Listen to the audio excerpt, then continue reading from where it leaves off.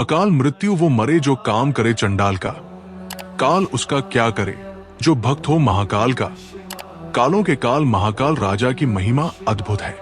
द्वादश ज्योतिर्लिंग में बाबा महाकाल सर्वोत्तम शिवलिंग माना गया है।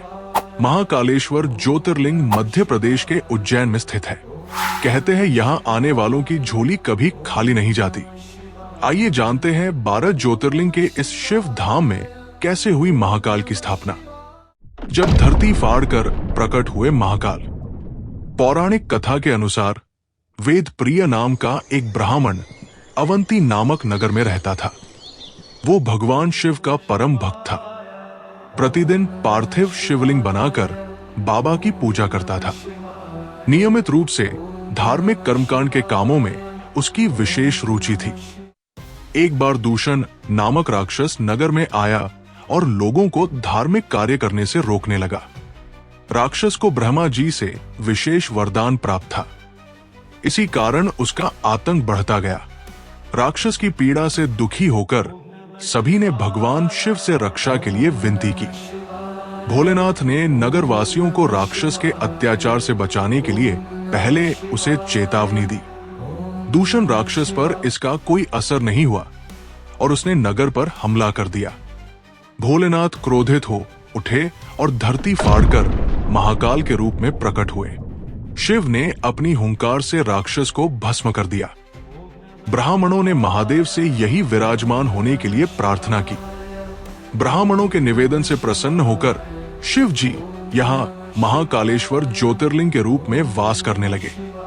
आज हम आपको महाकाल मंदिर से जुड़े कुछ रोचक बातें बताने जा रहे हैं, तो वीडियो के अंत तक हमारे साथ बने रहिए और वीडियो को लाइक और चैनल को सब्सक्राइब कर दें ताकि हम आपके साथ जुड़े रहें।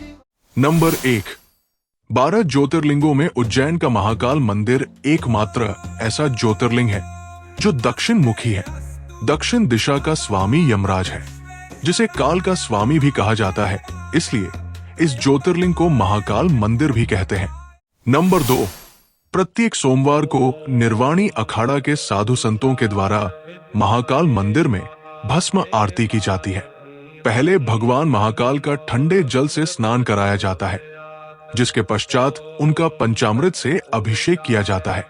पीपल के पत्ते, गोबर के बने कंडे, बेर के पेड़ की पत्तियां और पलाश को जलाकर भस्म तैयार किया जाता है, जिससे भगवान महाकाल की आरती की जाती है।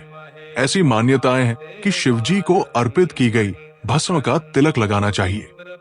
जिस प्रकार भस्म से कई प्रकार की वस्तुएं शुद्ध व साफ की जाती है, उसी प्रकार भगवान शिव को अर्पित की गई भस्म का तिलक लगाने से अक्षय पुण्य की प्राप्ति होगी।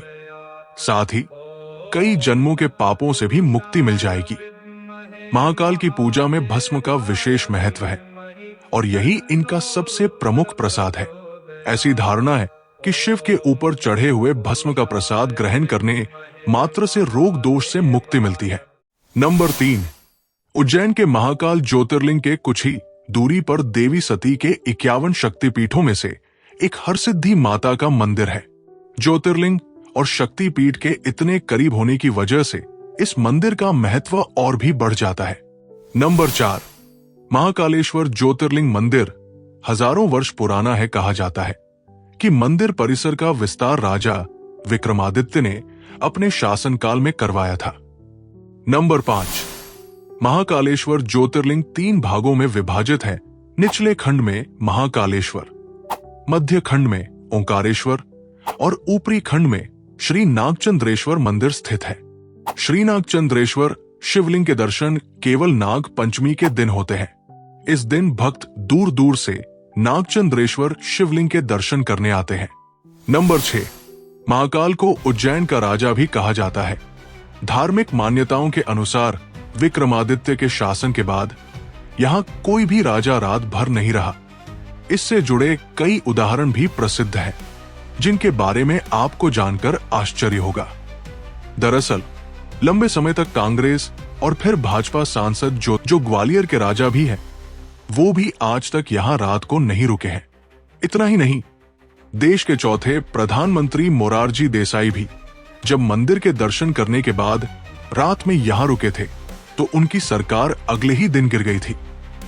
ऐसे ही कर्नाटक के मुख्यमंत्री वी.एस. येदियुरप्पा भी जब उज्जैन में रुके थे तो उन्हें कुछ ही दिनों के अंदर इस्तीफा देना पड़ा था।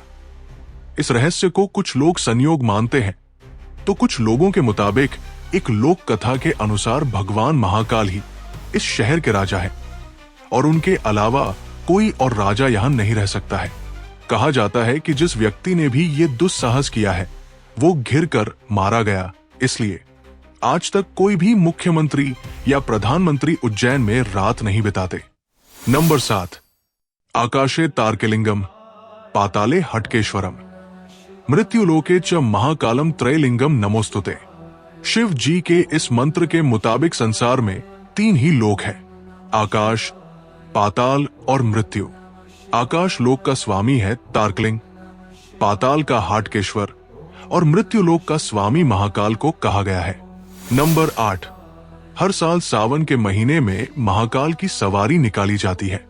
कहा जाता है कि इस दिन भगवान महाकाल उज्जैन का भ्रमण करने के लिए पालकी में सवार होकर नगर भ्रमण को निकलते हैं। महाकाल पालकी में शिप्रा नदी के तट से यात्रा शुरू करने के बाद उज्जैन भ्रमण कर वापस मंदिर में आ लौट आते हैं। नंबर 9, महाकाल के गर्भगृह में माता पार्वती, भगवान गणेश और कार्तिकेय की प्रतिमाएं विराजमान हैं। नंबर 10, भगवान श्री कृष्ण और उनके बड़े भाई बलराम ने उज्जैन में स्थित ऋषि सांदीपनि के आश्रम में शिक्षा ग्रहण की थी, जहां कृष्ण की मित्रता सुदामा से हुई। महाकाल मंदिर के दर्शन करने के लिए आने वाले भक्तजन ऋषि सांदीपनि के आश्रम के दर्शन जरूर करते हैं। दोस्तों, आशा है कि आज का ये वीडियो आपको अच्छा लगा होगा। महाकाल के बारे में जितनी भी बातें हमने आज जानी वो हमें अपने जीवन में शिव भक्ति के महत्व को समझने में मदद करती है। भगवान महाकाल की महिमा अपरंपार है और यही कारण है कि ये शिवलिंग पूरे संसार में सर्वोत्तम माना जाता है। यदि आपको ये वीडियो पसंद आया हो तो कृपया इसे लाइक करें और हमारे चैनल को सब्सक्राइब करें ताकि हम इस तरह के और भी ज्ञानवर्धक वीडियो आपके लिए ला सकें। और हाँ, इस वीडियो को अपने दोस्तों के साथ भी शेयर करें ताकि सभी महाकाल की कृपा प्राप्त कर सकें। याद रखें, महाकाल के दर्शन से जीवन में हर मुश्किल आसान हो जाती है। अगले वीडियो में फिर मिलेंगे, तब तक के लिए जय महाकाल।